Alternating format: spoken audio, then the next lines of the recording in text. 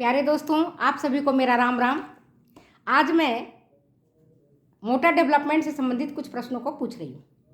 पहला प्रश्न है, क्रियात्मक विकास के संदर्भ में निम्नांकित में से कौन सा कथन सत्य नहीं है?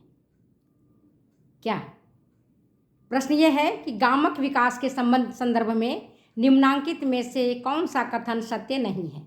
पहला, क्रियात्मक विकास में यौन विभिन्नताएं देखी जाती हैं। दूसरा, क्रियात्मक विकास में वैयक्तिक विभिन्नताएं नहीं पाई जाती हैं।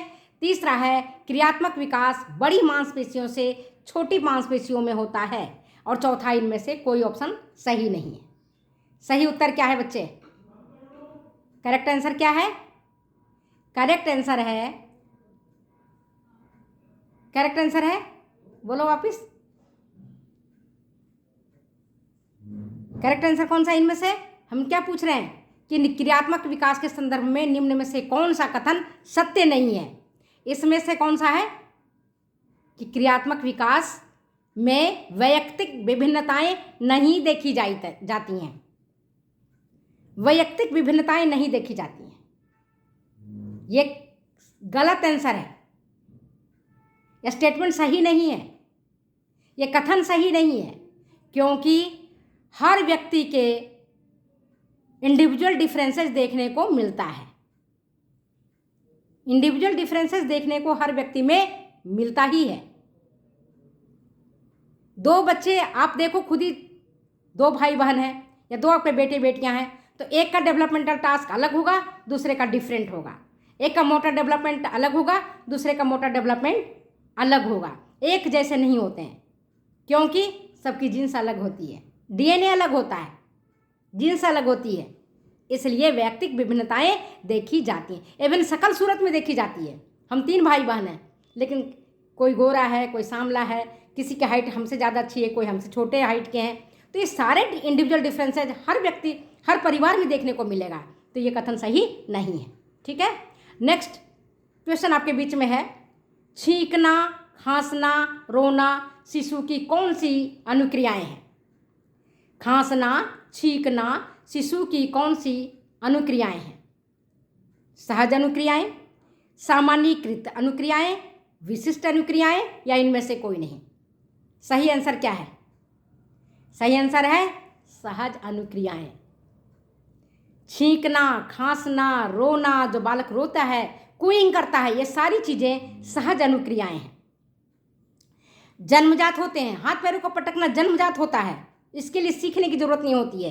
ये विशिष्ट अनुक्रियाएं नहीं है, जनरलाइज इसको नहीं कर सकते हैं।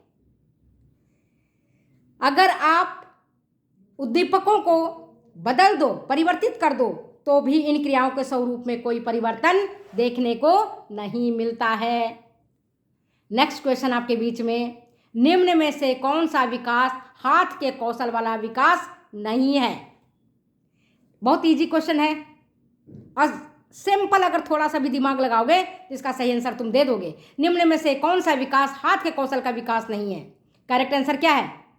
ऑप्शन पहले बता देती हूँ, कपड़े पहनना, दूसरा दौड़ना, तीसरा मोती पिरोना, चौथा गेंद लपकना। इजी क्वेश्चन है। दौड़ना पैर से होता है, हाथ से नहीं होता है, तो दौड़ना गलत है।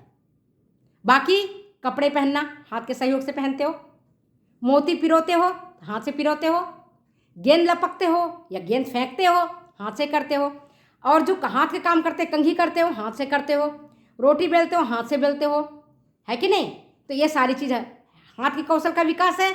और दौड़ना, चलना, ट्राइसाइकिल चलाना, सीढ़ियाँ चढ़ना उतरना, ये पैरों का काम है, तो ये पैर का कौशल है।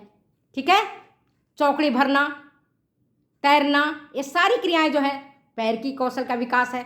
हाथ के कौशल का विकास मैंने आपको बता दिया, कंघी करना है ना, ब्रश करना, अपने चेहरे को साफ सफाई करना, जो काम आप हाथों से करते हो, मोटा मोटी समझो, जो काम आप हाथों से करते हो हाथ का कौशल है। जो काम पैरों से किया जाता है वो पैर का कौशल कहलाता है। ठीक है, नेक्स्ट क्वेश्चन आपके बीच में, नेक्स्ट क्वेश्चन है, सामान्यतः किस उम्र के बालकों में सरल स्टेप्स वाले नृत्य करने की क्षमता का विकास हो जाता है?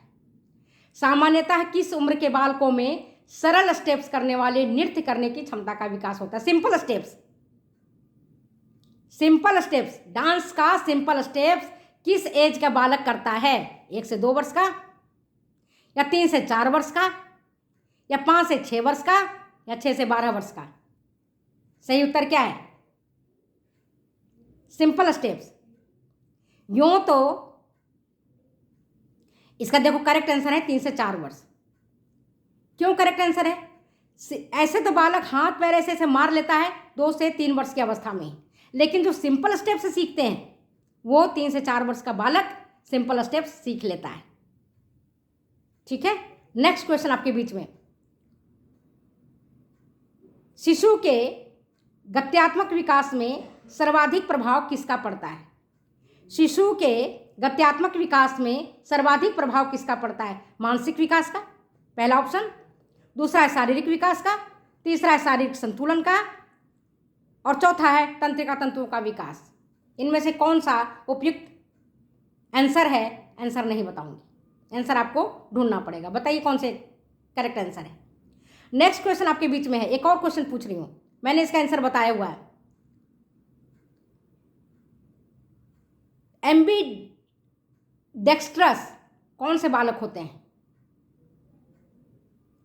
एम्बीडेक्स्ट्रस कौन से बालक होते हैं जो, ऑप्शन आपके पास है, दाएं हाथ का प्रयोग मुख्य रूप से करते हैं, बाएं हाथ का प्रयोग मुख्य रूप से करते हैं, या दोनों हाथों का प्रयोग समान रूप से करते हैं, और चौथा इनमें से कोई भी कथन सत्य नहीं है।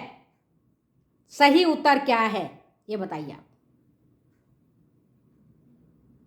दोस्तों, मैं आपको एक एक चीज़ समझा समझा करके पढ़ाती हूँ और बताती हूँ, और मैं समझती हूँ कि आपको आएगा, आप आ जाते हो।